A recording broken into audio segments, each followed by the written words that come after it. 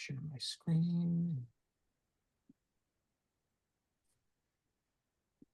All right, welcome to the advisory committee meeting of Tuesday, September 30th. We have one item on the agenda for tonight, which is a report, review and possible vote on warrant article 6, which is the zoning for family childcare homes. If there's any members of the public who want to speak on this matter before we start our discussion, now will be a time to drop your name in the chat and we'll call on you.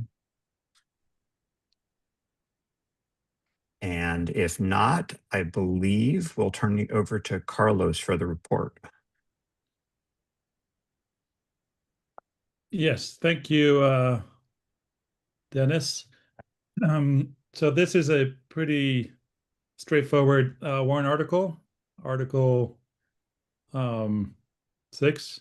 Sorry, I was just reading my report. It seems like it put the wrong article on the top, but Article 6, because there's not much we can do from our perspective.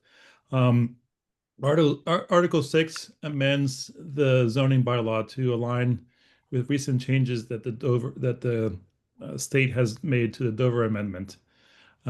As many of you may know, the Dover Amendment is an amendment to Massachusetts law which exempts certain land uses, for example, religious or education or childcare, from any local zoning restrictions.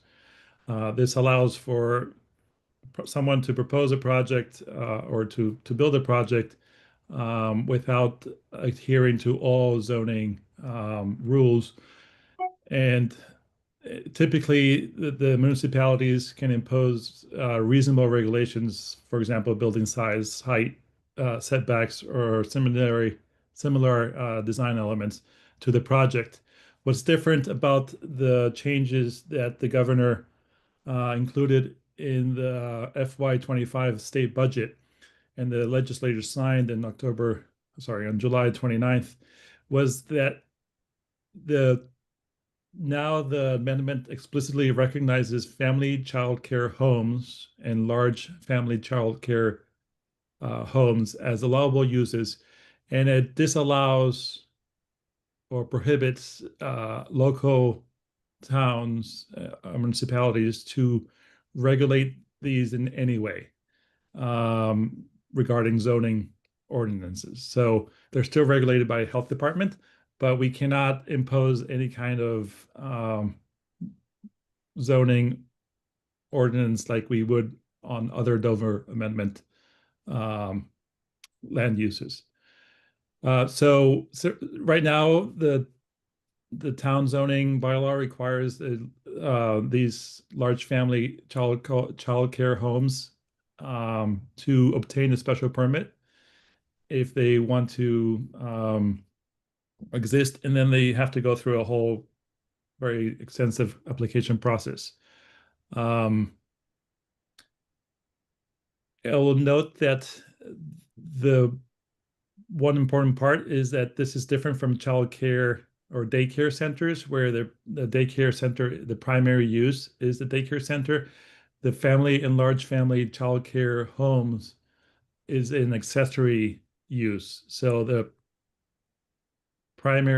principal use of the lot will still be, for example, a home, residential, and is still subject to regulation, but it's the accessory part, which is the large family and child care homes, that will be classified as an accessory and then exempt from all zoning regulation. So we, as the Department of Planning and Community Development has advised, we just have to change our bylaws to include in the table of uses the accessory use of large family child care homes, and that's it. When we met on last week, let's see what day we meet on. 22nd. September 22nd. We talked about Well, we acknowledged that we couldn't really do much about it, but we talked about what does it mean to for all these possible new childcare homes. What does it mean to the town? And as one of the members, former members of the Park and Rec um, Commission mentioned, our parks, especially in North Brookline, are heavily used, and a lot of these childcare uses will end up using them more. But we can't regulate that either. So we were just made aware of that. And we also had some discussion and questions about how it would work in a condo, not in a single family home, for example, but in a condominium building, and what it would mean for parking, building services, et cetera, et cetera. We also it was also discussed that they still have to go through the whole health department process to get that to get the permitting. But since that part is really not part of this warrant article, we didn't dwell on that too much. So by a motion, by a vote of 7-0, with no abstentions, we voted to recommend to the full advisory that we make these amendments to our zoning bylaw. And Maria, as the petitioner, did you have anything you wanted to add to that report? No, that was very complete. Thank you for asking. All right. So let's go to any questions or comments from the committee.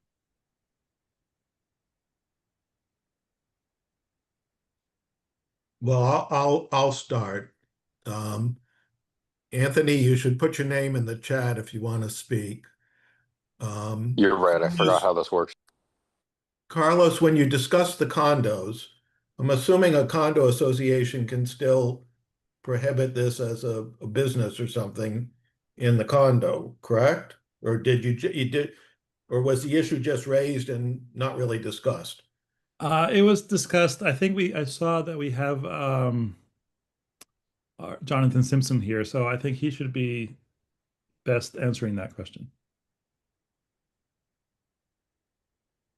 Yeah, happy to answer. Yeah, this would not touch any arrangement within the condo master deed, the condo regs. It's a private arrangement, and even to the extent that it is governed under state law, it's not governed under 40A, which is the zoning statute. So it would not affect how a condo could or might prohibit this in its own documents. Thank you. And I will just remind people, if they wish to speak, put your name in the chat. The chat seems to have changed a bit. I think you have to hit everyone in order to have it appear for everyone.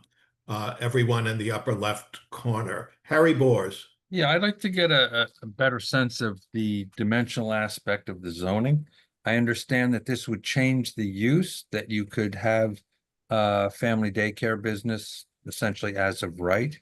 But I don't know just exactly how that translates to the zoning of the structure itself. Does that mean if I decide I want to have a large family daycare and I take in, let's say, I think you can take a maximum of 10 children, and I decide that's great, but the house could be better equipped for all these kids. So I want to do an 1,800 square foot addition to my home that would bring me to within, I don't know, just say within a foot of the lot line. Is that solely permitted, sort of like a Dover exemption, that you can do that, or are you still confined by the zoning for the area? It's just a use issue. So my understanding is, and here's, I think, another point that I mentioned, but I should stress more strongly, which is the other Dover Amendment uses can be reasonably regulated, but when they made this amendment to the Dover amendment, they took away the word reasonable. So it no longer can be regulated.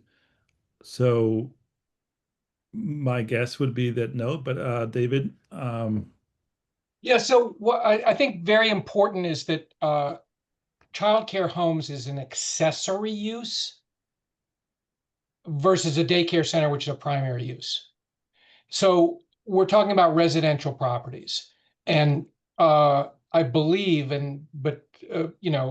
staff Maria and Jonathan can be more authoritative here, but we just aren't allowed to regulate the accessory use under zoning whatsoever. We just can't have anything in the zoning that speaks to the accessory use, but it is an accessory use. So my assumption is that in terms of enlarging your house, that's your house, and you have to deal with zoning in whatever, however that works. So special permit, variance, whatever, if you want to make your house bigger, it's the house that you're making bigger. Okay, so this is use only, not the dimensions. Well, it's any we're removing any regulation. We're listing them as allowed uses as an accessory use, and we are removing any regulation from our zoning bylaw. It only addresses zoning bylaw and zoning ordinances. So building department, building code, health, police, everything else is not spoken to here. So the zoning bylaw, which dictates dimensions, is that no longer in effect for this use now? for an Maria, accessory use. I would say that, and Jonathan, if you prefer to lead with that, but the dimensions are for the principal use. Those are the dimensional requirements are for the principal use.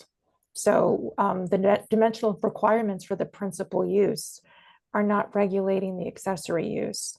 But Jonathan, do you see an argument where someone might put on an addition for an express accessory use or a detached use, where they could make an argument to usurp the zoning?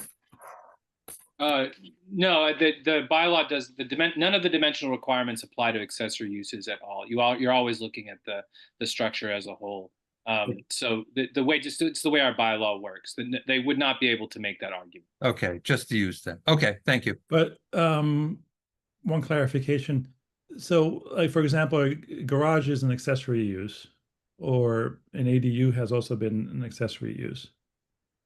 Can you enlarge the garage? I mean, you can. There are rules about how the garage is located as an accessory use, but could you do the same thing for a childcare area space? No, because it is the underlying use is a residence, and that's what's the dimensional requirements apply to. I do not believe you could.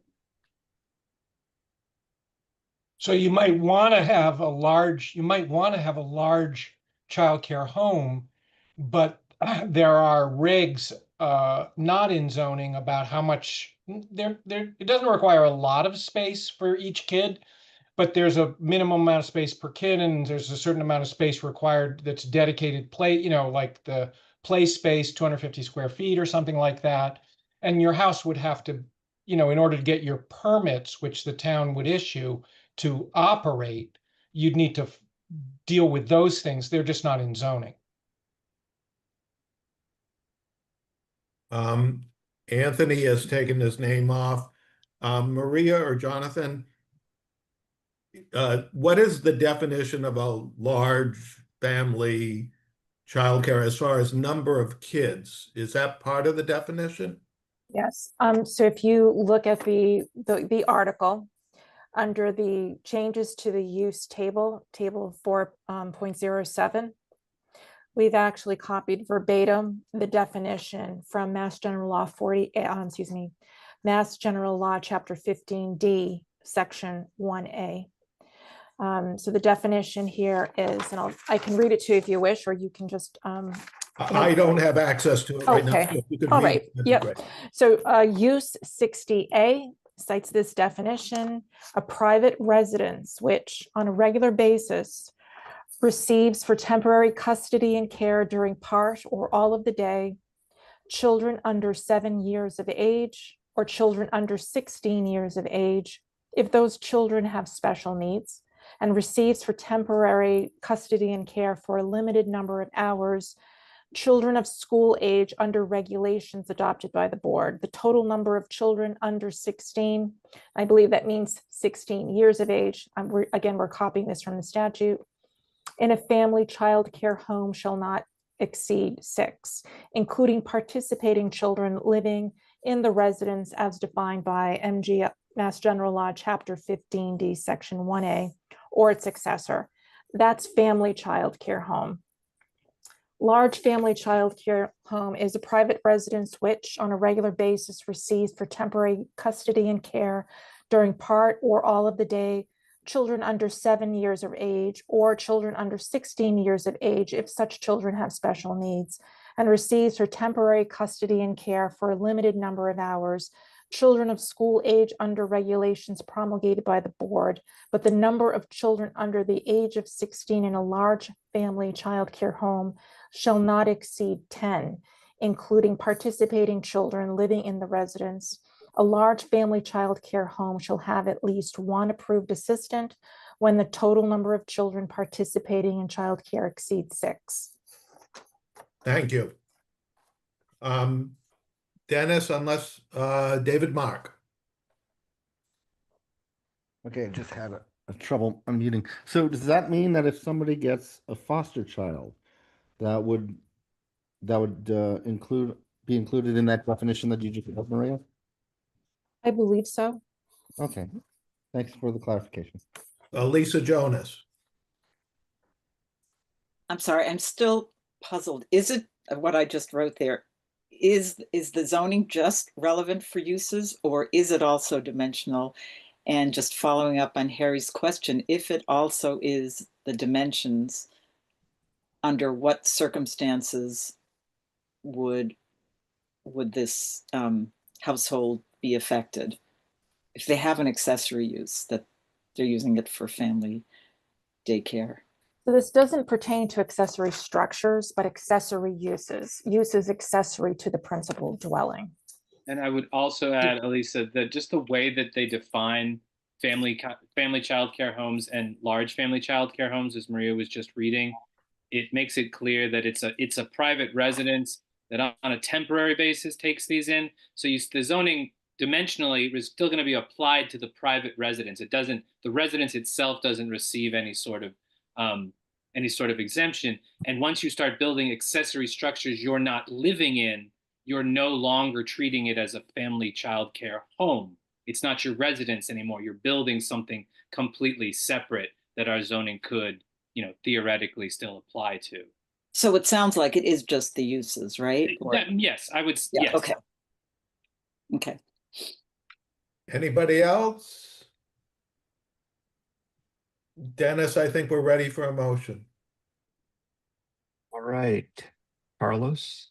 So I move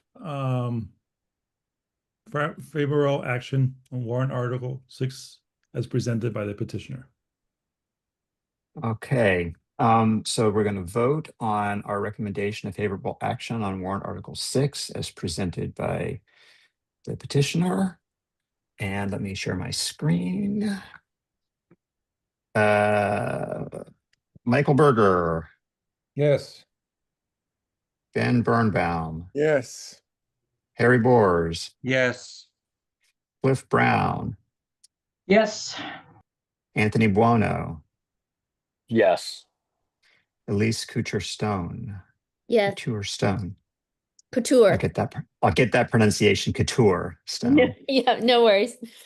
John Doggett. Is he not? I don't think he's here. Traveling. Harry traveling. Harry, okay, Harry Friedman, As a protest against increased state interference, I'm voting no. all right, David Mark Goldstein, Yes. Neil Gordon, Yes. Susan Granoff, Yes. Harry Grossman, Yes. Kelly Hardebeck, Yes. Elisa Jonas, Yes. Janice Kahn, I don't think she's here. Brian Ladd, Yes. Alec Lebovitz, Yes. Carol Levin, Yes. Liz Linder, I don't believe not she's here, I don't think, here. Pam Lodish, Yes. Jocelyn Murphy, Jocelyn's not here. Donnell O'Neill, Yes. Linda Olson Pelkey, I'm going to say yes because I was on the subcommittee, so I Okay. missed the discussion, but I think it's fair unless something drastic Nope. came up. nope. Okay. Fran Perler, Yes. David Pollock, Yes. Carlos Rodrigo, Yes. Margaret Robotham, Yes. Lee Selwyn, I don't believe he's here. Christine Westfall. I don't believe she's here. Okay, by a vote of 22 in favor, 1 opposed, no abstention, our recommendation is favorable action on warrant Article 6. And for you, the newcomers, Margaret and Elise, this is exactly how all advisory committee meetings go. They're efficient. They're almost unanimous. Harry votes no, but other than that, we're always in agreement. So take a cue from. And luck we're with done that by one, Dennis. 7:22. And we're done by 7:22. No, so seriously, Harry, you want to outline what our schedule is for the Yes. next couple of meetings? So this is our last meeting for full advisory for this week because of Yom Kippur. We are meeting on next Tuesday, the 7th, but I believe, Dennis, correct me if I'm wrong, it will be on Zoom. I think that's correct. Okay, and then we will also be meeting next Thursday, the 9th, presumably on Zoom. There will be no executive session on Thursday, the 9th. The executive session has been indefinitely postponed. I believe, and Dennis, again, help me here, starting the week of the 14th, we're going to meet live on Tuesdays. Yes. Okay, so next week, both meetings are virtual. Starting the 14th, we're live on Tuesday and virtual on Thursday. And as I understand it, there's been a ton of subcommittee meetings that have been going on, which is great. And we are, if you have concerns about getting materials in on time, or if there's any issues related to recommendations from the committees and we need more time, Carla Benka is continuing to rearrange our schedule to be accommodating, and we still have flexibility. I'm not worried about getting everything done. This is a late warrant. So with that, yes? I'm sorry, this is Jonathan Simpson. When you're going back to in person in a couple weeks on Tuesdays, people can still participate remotely, like if I have to jump between meetings or something like that. Correct. Yes. Although for committee members, we're encouraging you to show up live, but they will be hybrid. Right. And we're encouraging, I mean, clearly when we have if we ever have that executive session, it would be great if everybody, who's going to be participating, that could be in person rather than remote. It works better. And as you know, from past experience, the meetings generally are more efficient and more productive in person than they are over Zoom. So the more people that show up, the better it tends to be. I just put the next 4 meeting dates and agenda in the chat. Great. Thank you. David, did you have your hand raised? Well, just an announcement if you're done. Yes, go ahead. So I attended a fascinating ad hoc subcommittee meeting last night, chaired by Harry Bors, and Harry can speak to this, but at the request of the moderator, Dennis put together a small group to look at social media and online communication and communication on the listserv by advisory committee members, and just try to help us develop some guidelines and help Dennis develop some standards, practices, guidelines on what we should and shouldn't be doing and everything. But one thing that came out from this meeting that Harry passed along, having met with town council about communications, was that, and I'm speaking here to the land use subcommittee, but I think it's interesting to everybody. The process that land use subcommittee adopted and voted a year ago for development and approval of our minutes is not looked on favorably by town council, because even though it's just minutes, there's a sort of a deliberative quality to us passing edits back and forth. And so I'm going to be writing the only set of outstanding minutes for land use subcommittee. So what I will do is I will simply give my draft of those minutes to Lisa for posting to an AC meeting or to something, and then I'll let you all know that they're available, so that then you can, and I can, once they're posted, I can actually email them to you.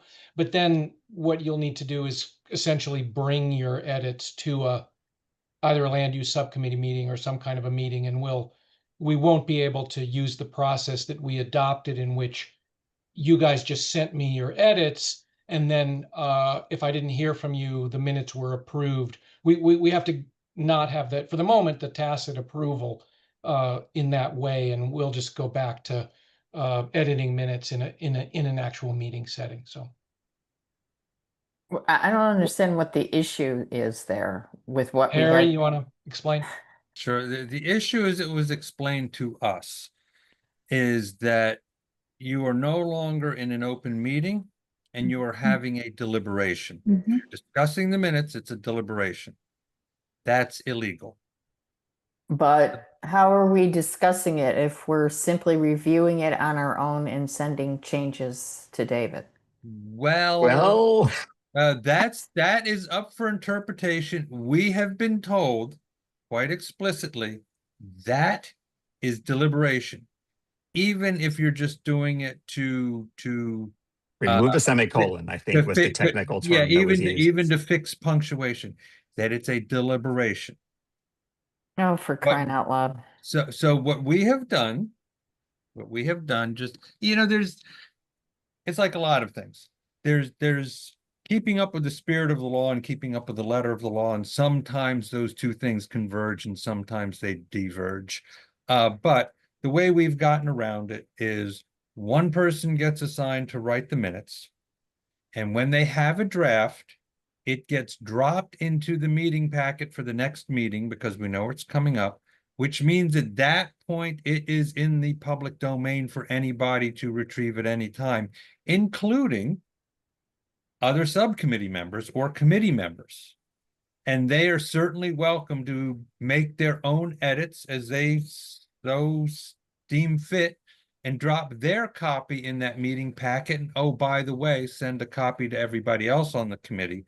And it becomes a way of, in essence, having a publicly documented deliberation should push come to shove. So the And yes, select it's board a bit like members, scratching your head like this, but as we understand it, it's necessary. Yeah, but that comes without 48-hour notice of a posted meeting, so you can't get there that way. No, it goes to a posted meetings packet. Anyway, that is You can deliberate by packet now. That's great. Good to know. well, in essence, that's what you're doing. So this is what we worked out with town council when we had this issue, that would technically be permissible. Yes, it's a little bit kludgy.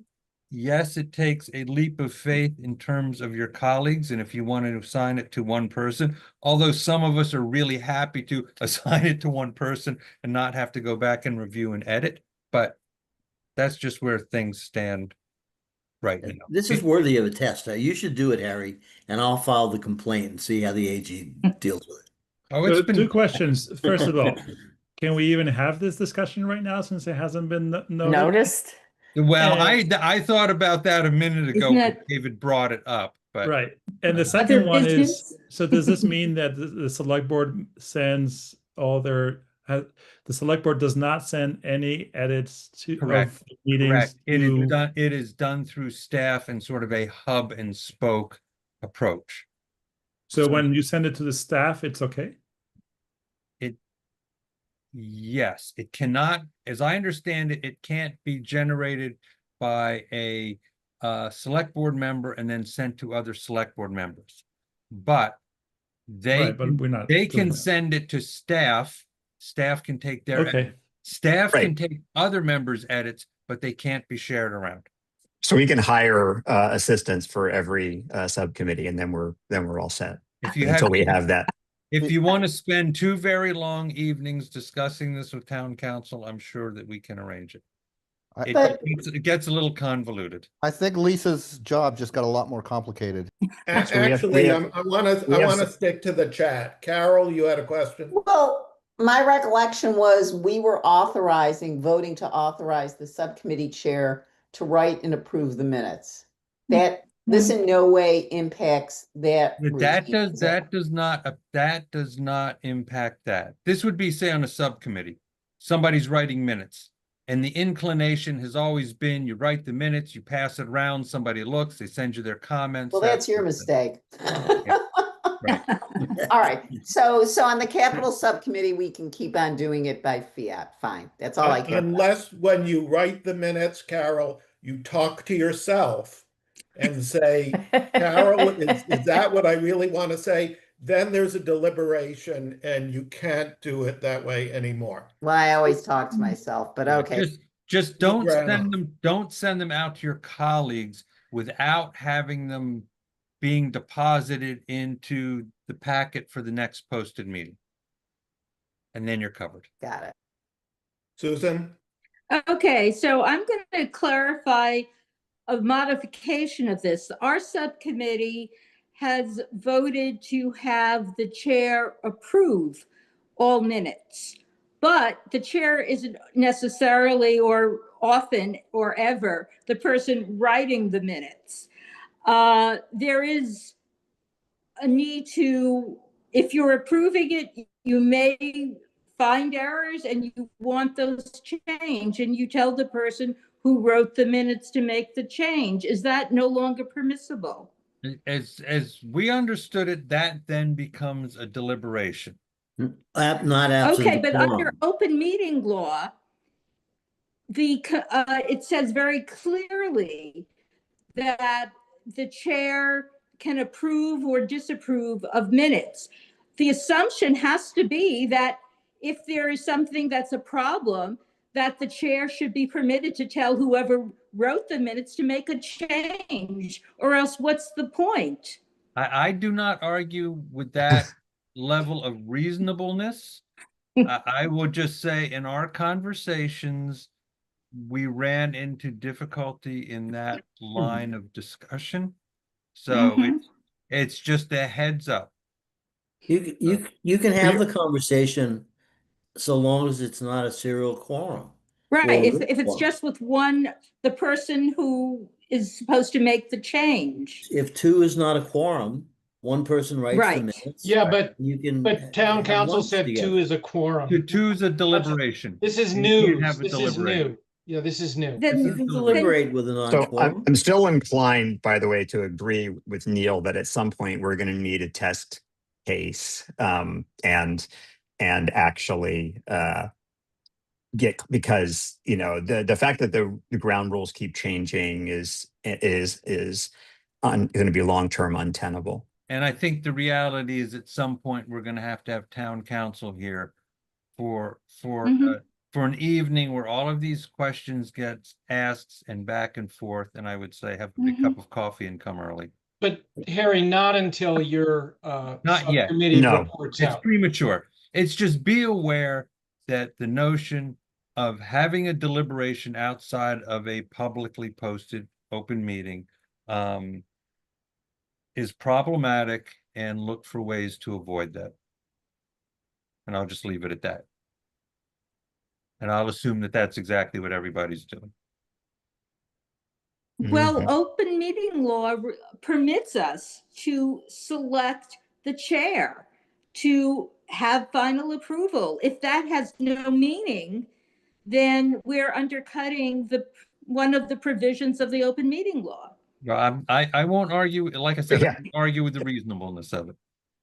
So, Susan, just to be clear, the arguments that you are making are indistinguishable from arguments that many of us have also made.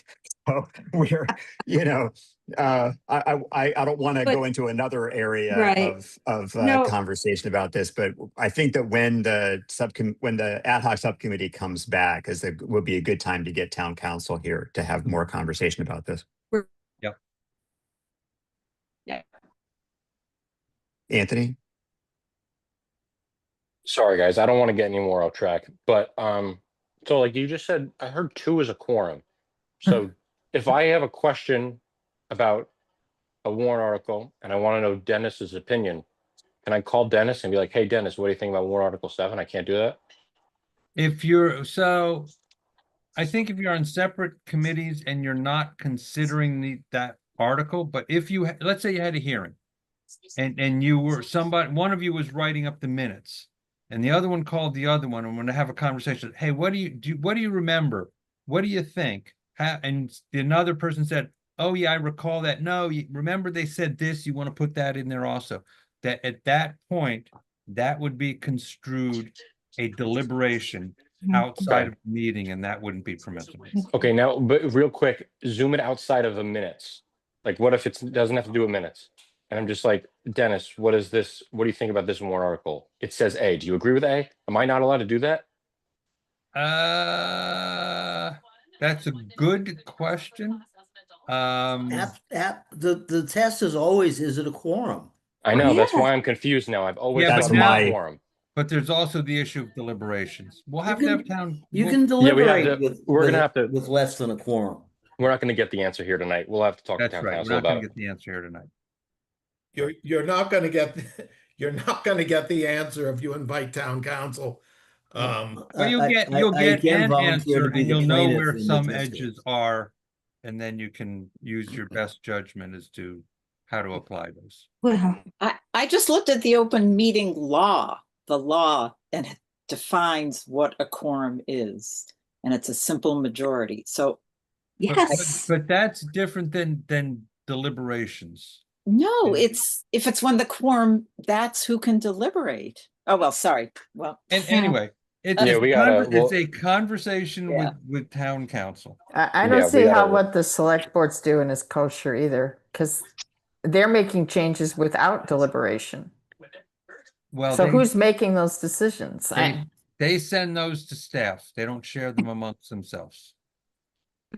That we So know of. That was the distinction that was presented to us. They just don't admit to sharing it amongst themselves. I Yeah. think that's But yeah. So at any rate, Elise. just be aware it's something else to keep you agitated in the meantime. And, I promise and it with will be all my coming heart. back. And it will I be promise coming with back. all my heart to never deliberate with any of you outside of a Zoom call. I promise. Mm. At the risk of dumbing this down because I'm a newbie, what if I just want to reach out to a colleague and say, hey, how do you think that hearing went? Is that part of this? One Like, am that- I even able a to ask hearing- a friendly question or? A hearing that you've already had? Yes. As I understand it, technically you can't deliberate outside of the meeting. But if Okay. the vote has already been taken, Oh, well, that's interesting. If a vote is already. Yeah. Well, do you mean by the subcommittee or by the full committee? The subcommittee. So say I want to reach out to a colleague and say, hey, how do you think that went? You know, do you feel good about it or whatever? Just a friendly question. Not necessarily politics per se. It sounds like this might be restricted. I think you're new enough here that you have the benefit of plausible deniability and you can give it a go. I mean, to Neil's point, our understanding has always been that kind of conversation was okay. And the the question we're wrestling with right now is how to deal with inconsistent guidance that we've been getting from town council. Okay. Okay, thanks. And that if you called everybody on the committee one after another and got their opinion, that would be clearly out of bounds. That's a serialized form. And one thing we will Yeah. also hear, and this gets back to intent versus the law, and this is going to come back in other things, is if you only do this with one person, then it may be said, well, you did it with one person, but there's no guarantee they're not going to do it with the other one, and that you're going to get a serialized quorum. Not to say that it happened, but it could happen. And that was another argument that we sort of had to wrestle with when we were discussing this. Did it happen or could it happen? Letter versus intent. And yeah, I personally have a all lot of kind of trouble muddy. with the idea that you can't do something because you might go on to do something else that would make it illegal later. I I agree with Dennis. They just don't do the second thing. You can't press your foot on the accelerator because you might later choose to speed. It seems crazy to me personally. Just don't speed. Easier for you to say than some of us, but yeah. Yeah, by the way, just to confuse everybody, if the subject matter of a prior meeting is not coming back to that body, feel free to talk as much as you want. But it Yeah, could but be see, under it might come reconsideration. back, Neil. Well, then, yes. Never yes, it say might. never. This is You can always reconsider. all right. I'm gonna suggest we adjourn. Then Second, Are we allowed to talk about that or not? Thank you. Dennis, could you stay on for a moment at the Yeah. end? Yes, I'd be happy to. Yeah, by the way, I sent you an email, Dennis. I know Okay. we had our public hearing on warrant article 1, so Okay. check the box. Too much Okay, great. information. Thank you. All right. Bye. Goodbye, everyone. Bye.